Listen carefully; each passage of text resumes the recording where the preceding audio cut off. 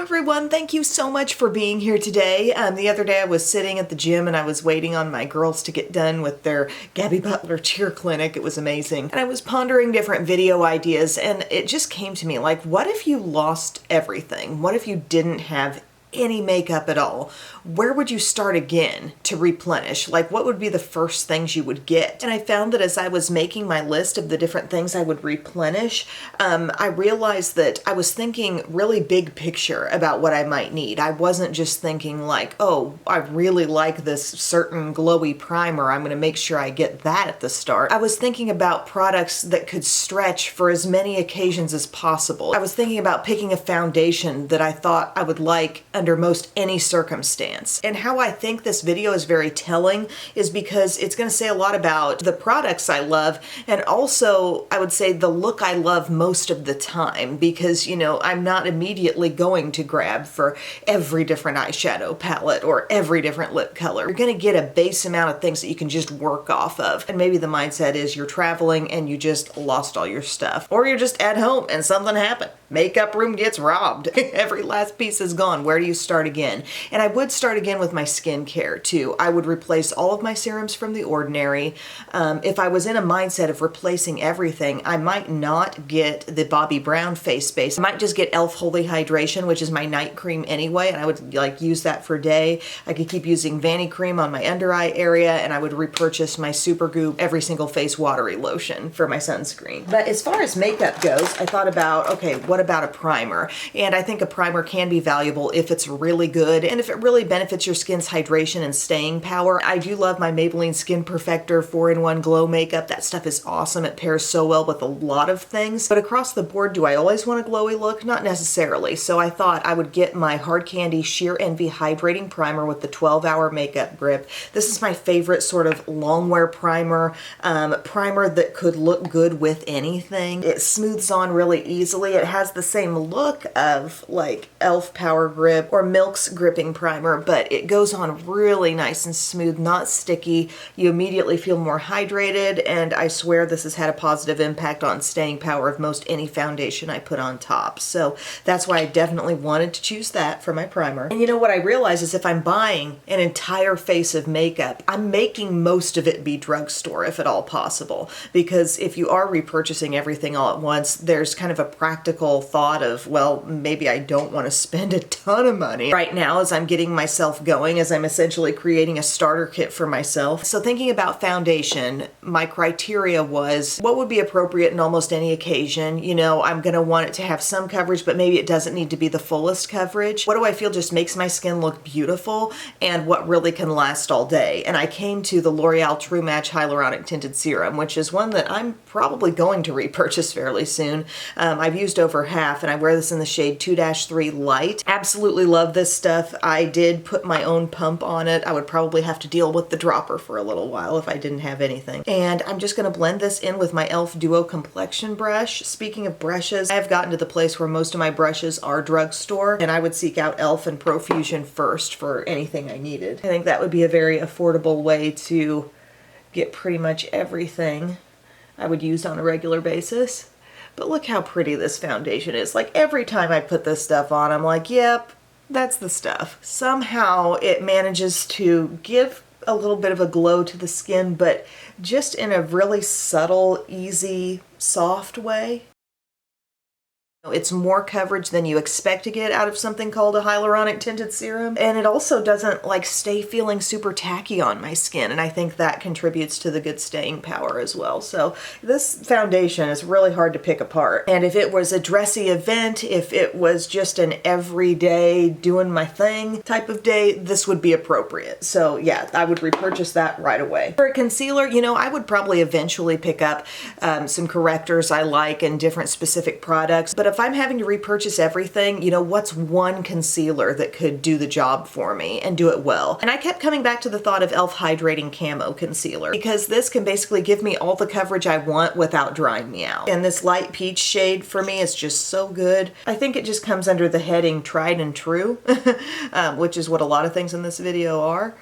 So I'm just going to apply some little dots of that around. I love how fresh my look can be after I put this stuff on. Like, yeah, it doesn't look dry, it doesn't look crusty. Everything's just wearing like it should. So I'm gonna blend it around with my small side of this brush. You know I'd be buying this brush again. If you're new to my channel, something I do with concealer is I make it take up a larger surface area, those little dots, and then I can use the fuller side of my brush to just kind of stamp it in. It maximizes the coverage of your concealer, and you could even use this method if you're wanting to blend in with a sponge. Just spread it out with a smallish brush and then take your sponge at this step and just go dab, dab, dab right around. Such a beautiful look. I don't think I've paired that concealer with the hyaluronic tinted serum in a little while, but they make a really good combo. That's something I love about Hydrating Camo concealer. It has such a natural look on the surface of the skin. It pairs well with everything. Now my thought on powder was this, I love a good loose powder, but if I can minimize the amount of things I'm going to buy, a pressed powder might even be the better option, because I use powder in a couple of different ways, several different ways really throughout a day. I use it initially to, let's say, set my under eye and T-zone. Then later in the makeup look, I might use it to perfect this area a little bit. And then maybe later in the day, I'm touching up. And in most of those scenarios, it's a pressed powder that I'd want to be using. And I can make that work for the initial setting powder too. So I thought I'd go with the Maybelline Fit Me. This is the matte and poreless powder, and the shade is Porcelain, and it's basically my drugstore alternative to Kosas Cloud Set. And no, I did not completely restrict myself on this look to drugstore. I was imagining that I had easy access to anything, but if you are replacing an entire makeup look, I would try to be a little bit budget conscious about it, because this stuff all adds up. I would try to get my hands on some powder puffs too. But I'm gonna first take this matte and poreless, and I'm just gonna dab this around my under eye and my T-zone. And it is going to set things in place. It's going to give me good staying power. Look at that pretty kind of blurred look. It does about what Kosas Cloud Set does. That's why I keep talking about it. And just set this entire zone. It's not dulling me down. It's kind of leaving me with the look I might have if I did do loose powder. Nice and even, some kind of doll skin vibes. I like that. As I was thinking about bronzer and contour, there were a lot of things I could quickly pick up from the drugstore, but I thought I would be truly upset if I didn't have my Persona multi-stick in Dune. Like, if I didn't have this, I'd really feel like I was missing something. So imagining there's easy access to anything I would want, that would be one of the things I would grab first. Like, I love this stick. I love the process of putting it on. I love the way it looks. I like the way it wears, the way it blends in. Like, sometimes I go down there and I just kind of contour that zone too, a little bit here. The ease of this stick, and it wouldn't be long before I picked up some blush sticks too. Like, the Persona is honestly one of my most favorite brands. You're gonna see more evidence of that in this video too. So I'm just blending it around, and I've got this easy look of like kind of a little more sunniness around the hairline. Hello, cheekbones. See, it just couldn't be easier. It's a pleasant experience. We talked about that a lot in the last video. We like the things that give us ease, and this is ease. And it's kind of fun too. Yep, I would get on that Persona stick for sure. And furthermore, as we're talking about cheek steps, I imagined I have access to everything I need. It's not like, oh, well, you'd have to wait for that order to come in, or you'd have to go across town to find this or that. I just imagined that what I wanted I could have. And I thought about a really nice multitasking palette that could be eyes in a pinch, that I love the face steps too. I love the quality of what's in here. It could give me some different looks, some different layers to what I do. And it's my Sydney Grace Luminous Light palette. I have it in the light shade option. And I really love the quality in here. Now I am getting a powder bronzer, which sometimes that's what I want to use. Sometimes I might choose this over the Persona stick, or layered up on top of the Persona stick. But the textures in here are so good. And previously, before this, I had only used the Sydney Grace eyeshadows, and I knew that those were soft and pigmented and wonderful, but the face stuff is really beautiful too, as you'll see when I go ahead and put this on. And I thought, I could be really content content with having this and maybe not having any other blushes for a while, you know, considering I've just replaced my whole makeup routine. Like, I think this is worthwhile. It's a gorgeous highlight. It's just a lot of good quality in one. It's little goes a long way types of products, so I wouldn't be looking at repurchasing anytime soon. Love Struck. This is this kind of shimmery blush here. It's not like off the charts glowy, but there's a little sheen in it. So pretty. I could get into that on a daily basis. And if I want a softer blush, I just go down to Sweet Pea right here, which does show, yes it does, on the cheeks. Sydney Grace is just quality galore. This really struck a chord with me when I first tried it, and look how pretty that blush is on the surface of the skin. I mean, I love that. And then I can take my little Real Techniques brush and I can go into Day Glow, which is an absolutely stunning highlighter. And we can just hit the top of the cheekbone. It's so pretty. And it leaves like not a trace of a real makeup-y look. It's just like light is beaming off of that area, and that's all you know because you can't see a makeup-iness. I mean, that's got to be one of the best highlighters that you can find. Every time I use it, I'm like, what? What did they do? How? It's a look of just lightness and brightness, not streak of shimmer. So nice. Complexion now is offering just the most beautiful glow on the surface of the skin, but it's very controlled, you know, everything underneath. I feel like this foundation didn't make us too glowy. We had some matte stuff going on, but then we popped that highlighter. It's just so pretty. For brows, I don't feel like I have to be super picky, especially with my fill-in step. I would probably just grab for what I could get at a low price. I'm thinking e.l.f. Ultra Precise right now. I've been using this a lot lately.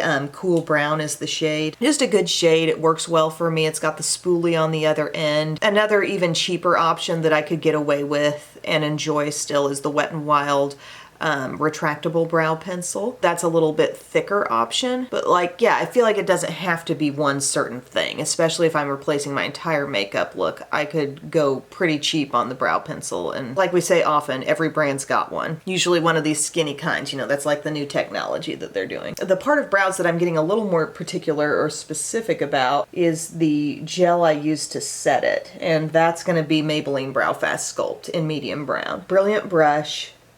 Lets you put on a little or a lot, gives you that chance to rake it through. Like, there's never a time when this is not appropriate for me. And if anything, it could sometimes take over this step of filling in with a pencil if I'm really in a hurry. So I definitely get my hands on that right away. See, easy. Even though it's a skinny brow pencil, I can do pretty quick work with that. And then I take my Brow Fast Sculpt, and at this point I'm not needing a lot of extra color, but I am wanting that nice hold. So I'm just using the longer bristle side of the brush just to sort of fluff and set. Next up, I'm sure everybody could have called this Milani Eyeshadow Primer. We are immediately getting that back in our life if we lost it. Another thought on this is, you know, maybe more realistically, rather than just, oh, I lost every piece of my makeup that I own, a more realistic stance could be, what products would you immediately repurchase if you ran out, you know? I think all of these things, like, I would get back in my life as soon as possible. Okay, thinking eyeshadow. I gave this a lot of thought, because there's a lot of directions I could go and probably be content.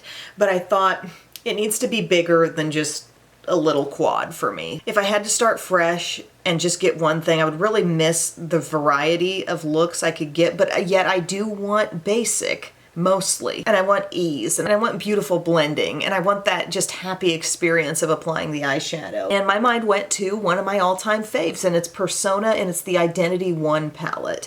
This is just, you know, it's a pleasure. As we sometimes say, it's a joy to have in class. Beautiful shimmers here, the mattes, the balance of light and dark, the warmth, the cool. For 12 shades, they did so much. And there's nothing screwball with the different shimmers. You know, we're not getting like some where, oh, you have to really watch yourself on that. Everything in this palette works. Every player on the team is important and has a certain function that I value. So that's why my mind first went to the Persona Identity 1 palette. And then when I woke up this morning, I was kind of like, you know, I'm feeding the cats and I'm going through all the things I picked in my mind, and I thought, what about Maybelline Nudes of New York. And I thought, yes, that could be another option. If this whole video took a drugstore twist, a purely drugstore twist, I would have to come up with something other than that Sydney Grace palette and maybe replace this stick with like Wet n Wild Wears Walnut.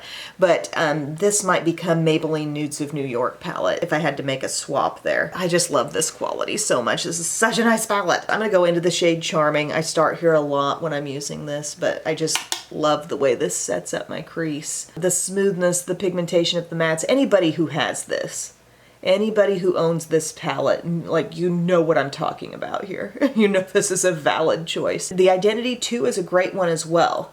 This just suits more scenarios for me. So remember, that's what was in the back of my mind is if I'm replacing it all, I'm not gonna just right off the bat purchase multiple eyeshadow palettes. I'm just gonna get what I need to get me through that full face and for a while take me through most of life's situations. And this would be it. I could do the easiest, softest, lightest look.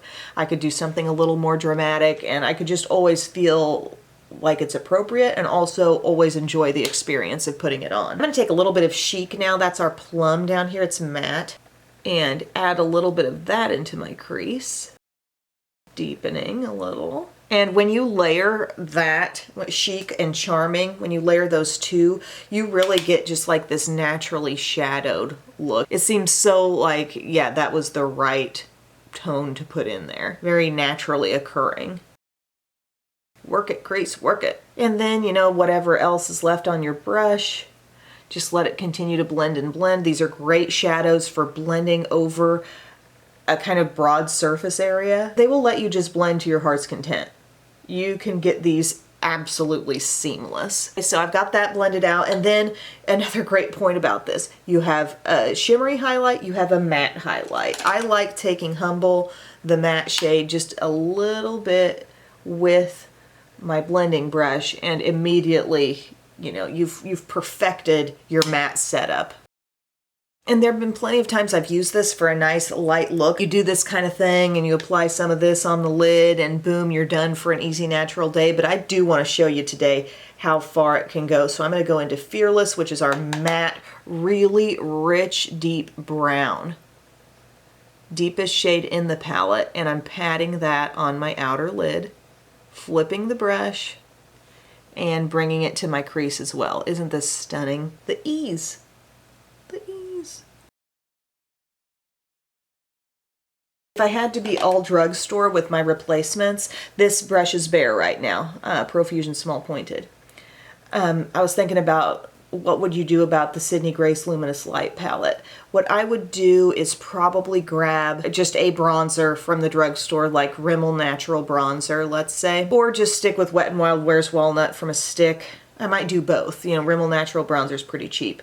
And then I would also pick up a CoverGirl Instant Cheekbones because those contain beautiful blushes plus a gorgeous highlighter. And I think I could also be content with that. Sydney Grace has a very like top of the line feel to me, but you guys know I love some CoverGirl Instant Cheekbones. I just had to put a little bit more of that darkest shade on my brush just because the crease wasn't quite creasing right over here. Yep. Okay, and then what do we want to do on the lid?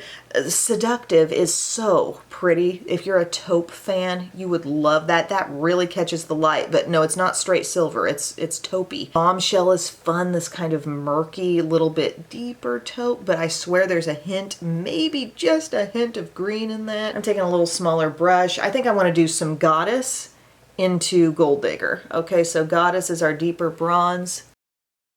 I want to see that popping right in here. These are so smooth. So smooth and pigmented and nice.